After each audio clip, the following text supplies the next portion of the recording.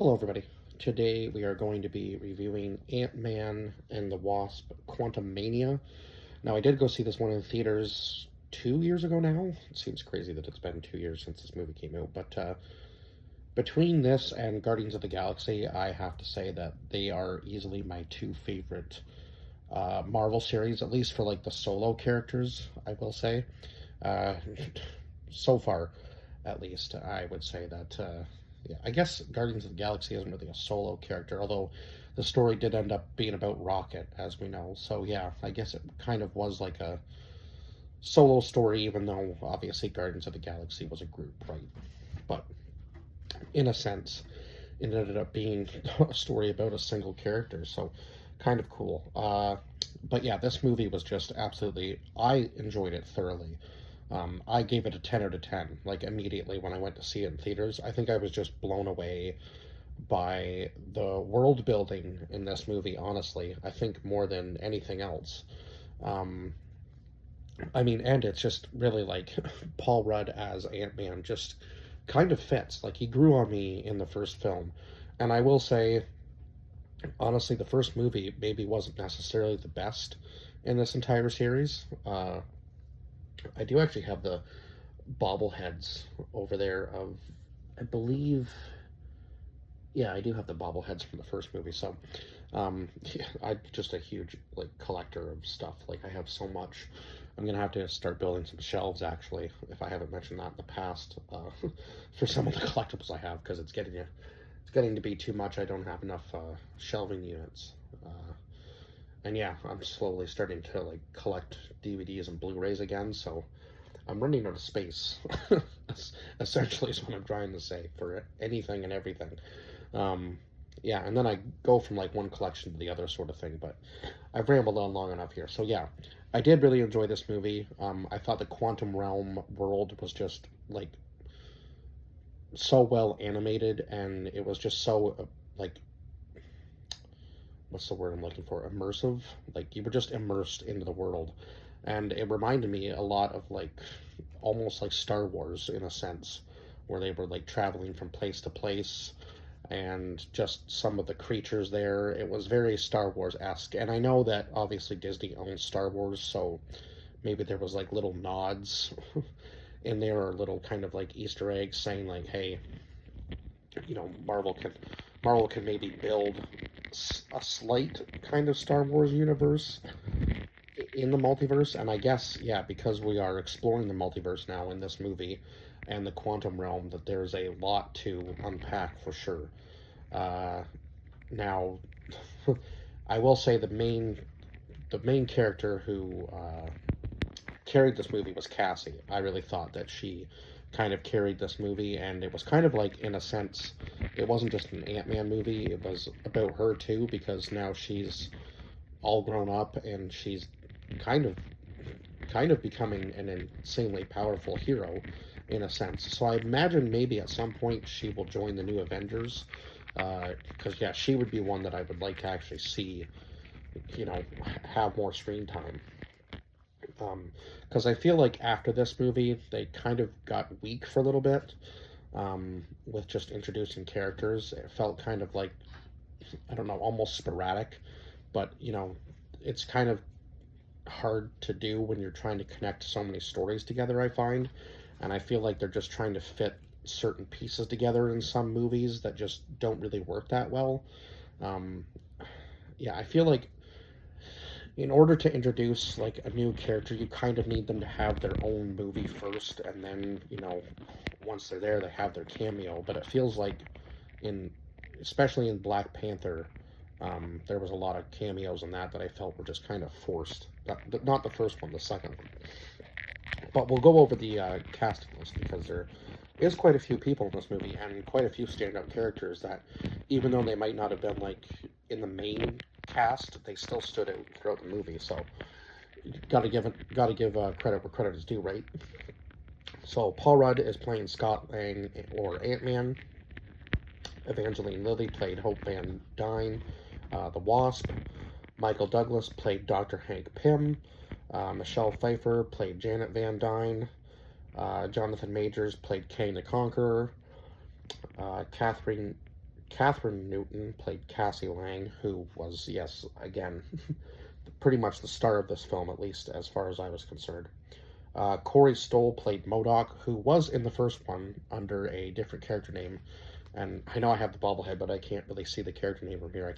I think it was, yeah, I don't even want to say because I can't remember exactly what he was. But in this movie, he was MODOK, and he essentially just kind of served Kang as like a henchman almost. Like, not, yeah, I don't want to say like second in command because he was definitely did not have the same level of power as Kang and was pretty much thrown around during the entire movie.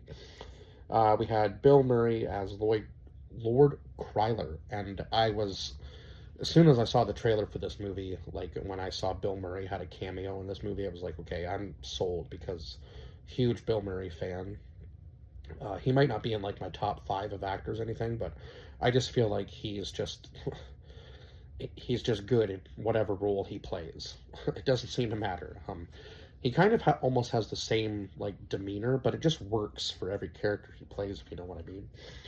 Some people are just built like that, I guess. Their personality just kind of fits a certain, like any character they play, their personality just kind of fits. It's weird. Katie O'Brien played Gentora. William Jackson Harper played Quaz. David Malian played Veb, who was this weird, like, I don't even know how to describe him. He was kind of just like, I guess, made of ooze, is what they called it in the quantum realm. Because they couldn't understand them when they first got down there, so they were all chanting to like drink the ooze. And even Cassie is like, Dad, just drink the ooze. And it was just there was so much strange humor in this movie. It just worked. It works for this movie though, just based on, being in the quantum realm and it being kind of like a crazy discovery, but that there are quantum people and there's so much more to the quantum realm than what Dr. Pym had thought. Like, he had barely scratched the surface. And we'll get into that a little bit more as to why he wasn't able to discover all of this that Janet had, because she had been trapped there for 30 years. So she had been stuck there, presumed dead, I guess. And now that they've found her again, I can't remember how they find her again in the second movie. I'm going to have to go back and watch these because really did enjoy the second one a lot more than the first one. And I think I enjoyed this one even more. So a fourth Ant-Man movie, I would not be mad about, because I feel like there's so much more that they could explore with the quantum realm. Obviously, between like our world and their world, right? It would be cool to see. And then we had J.B. Andrew Cutler as Exolum, who was like this weird character who almost shot like a sunbeam out of his head. It was kind of like it was definitely a cool design. So yeah, I feel like even those characters get a nod for sure, because it was kind of like exploring their powers as well, like showing you that obviously, maybe Ant-Man isn't necessarily the strongest person in the quantum realm, and there's a lot to be discovered about what's down here, clearly.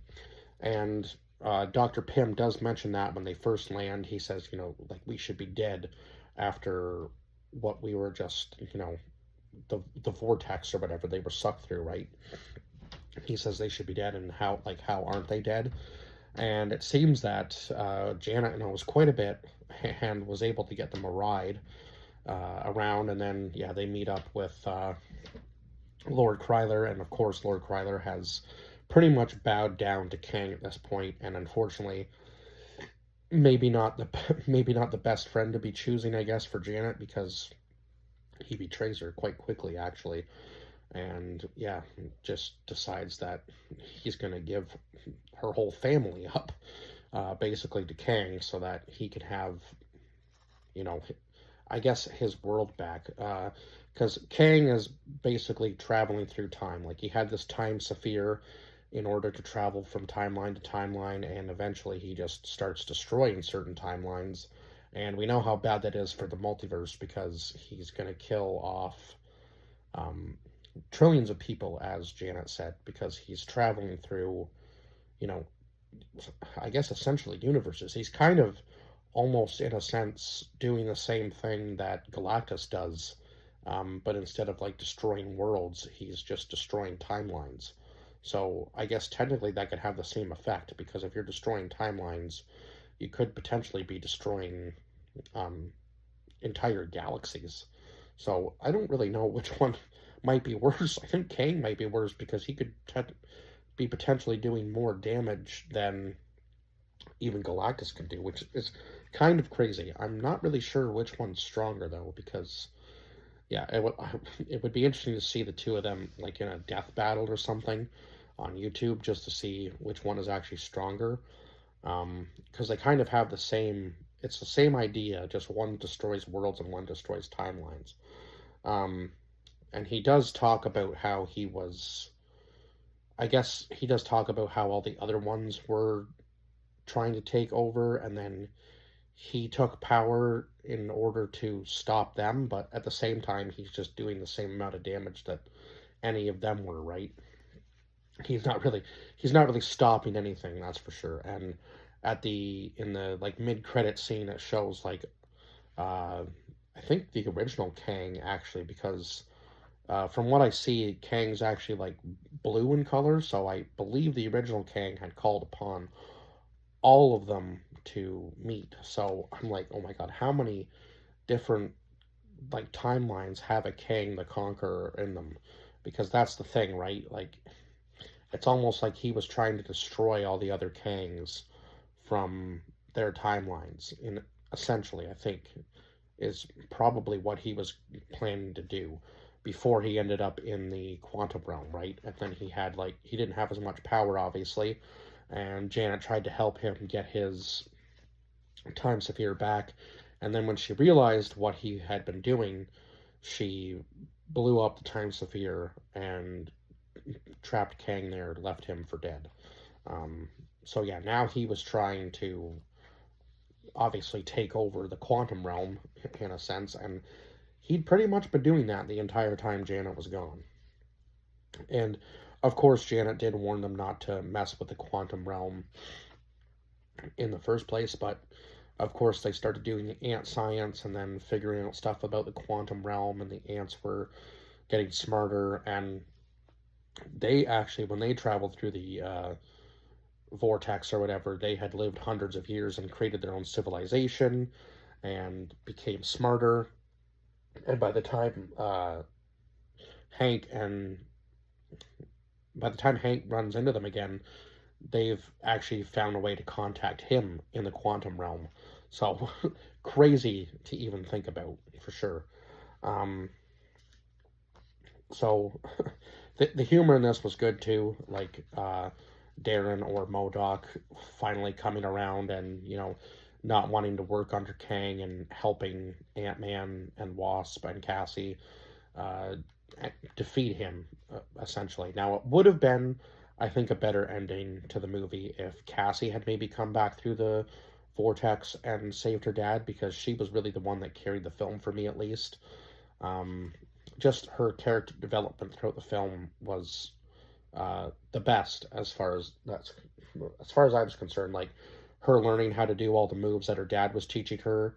Now, obviously, Scott or Ant Man was there protecting her the entire time, because he's gonna be the more well versed in combat than she is, right? She's still learning, but she learns quick. And like her character development and just being able to uh, just how smart she was throughout the entire movie, like being able to turn herself big with being able to turn herself big and small and so on and so forth, and just being able to do the push jump thing. Like she learned quick, and uh, her character was always thinking on the fly, and of course she was thinking about always saving like the little guy, the little guy, like her dad said, right? Because even at the beginning of the movie, she was like um, protecting people from peacefully protesting and shrunk a cop car. So you could see that she was kind of going on the same path as her dad, because her dad had served time in jail. So, of course, she was serving time in jail at the very beginning of the movie. Not long, but long enough that, Scott was kind of like, I mean, I get what you're doing, but there's probably a better way to do it, right? So yeah, again, I wanted to touch on what Janet said about uh, Doctor, yeah, Doctor Hank Pym or Hank not being able to, discover everything that she had in the quantum realm, and she said that's because he wasn't able to look through the void or the subatomica. So I'm kind of interested to see them touch maybe more on that in another Ant-Man movie because they that was kind of like the only ever mention of it really. So yeah, I think they need to maybe touch on that more for people who maybe don't know about what she was talking about there because I didn't. There's still quite a bit that is left undiscovered in the quantum realm, and I think it would be interesting to explore that more in another movie. Maybe they will in Doctor Doom's, like maybe they will in Avengers Doomsday, because I feel like there's gonna be a lot happening in that movie, and there's so many characters gonna be put into that movie that yeah, it's gonna be an action packed movie for sure. Um, but anyway, yeah, the humor in this was good. The animation was good. Uh, yeah, I don't think I really have anything bad to say about this film other than, yeah, again, Cassie could have been the one to come back and save her dad. I mean, she did technically open the vortex again for them to come back through. And oh my god, Ant Man almost gets completely annihilated by Kang. Obviously, it makes sense because Kang is going to be stronger, much stronger than Ant Man anyway, physically and obviously just yeah, they show his strength throughout the movie, and the final battle was good. Again, I feel like in the last couple Marvel movies that I've gone to see in theaters, again, the villain was kind of taken care of so easily, and maybe that's just story building and storytelling. Like maybe they're trying to drag it out a little bit more so that these villains have some more on-screen time in another movie. But at least in this movie, I feel like they had a difficult time getting rid of the villain. It was just like, you know, there he is and now he's gone. But they did throw him into the time sphere, so it is going to be interesting to see whether he can, kind of bend that a little bit. Like I'm not sure exactly like where they threw him because it seems like if they're throwing him into the time sphere, again, they did show that um, it really does mess with your mind being in there. But I think Kang might be powerful enough to, maybe find a way out or maybe be able to bend it so that he can travel through time in there. I don't know. It's going to be interesting to see exactly what he does. Now, I'm not sure if Jonathan Majors is going to be coming back to play that character because we know he was going through some legal trouble. So, and I'm not sure whether he was cleared or not of those charges. Yeah, I know he has a couple upcoming projects, so I guess we'll see if he does come back as that character or they replace him with somebody else. I thought he was very fitting for the character. He did a really good job, but I guess it is unfortunate if he doesn't return, but it is what it is. I guess you can't really control what happens outside of the movies, right? Unfortunately, unfortunately, maybe, yeah. I mean, we all make mistakes, right? People do things that, unfortunately hinder their careers, but maybe he'll make a bounce back. Because yeah, I didn't really hear much after the original charges, so I guess I don't know whether he was cleared of them or not. But anyway, it is unfortunate that that did happen after this movie, and he might not return as that character because he did do a good job portraying that character, I thought. Now I know this movie got a lot of flack for some of the characters not maybe being the exact comic copy. Kind of the similar thing with Thor: Love and Thunder, where Gore the God Butcher wasn't necessarily like ripped right from the comic, but I mean, I still feel like those two movies were actually two of the better ones out of the series for these movies. So that's just crazy that I enjoyed them and a lot of people didn't. But I mean, everybody has their own taste, right? I guess so. It is what it is there too. But yeah, 10 out of 10 for this movie, at least for me anyway. And yeah, I think I've touched on everything that I possibly can, and I will see you guys in the next review. Bye bye for now.